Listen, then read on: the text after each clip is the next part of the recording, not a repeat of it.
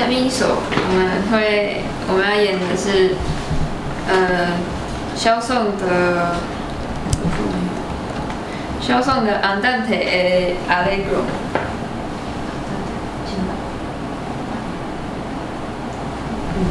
然后他这首是法国浪漫派的代表作品，在单簧管里面的代表作品，然后也是很经典的那种。就是虽然不是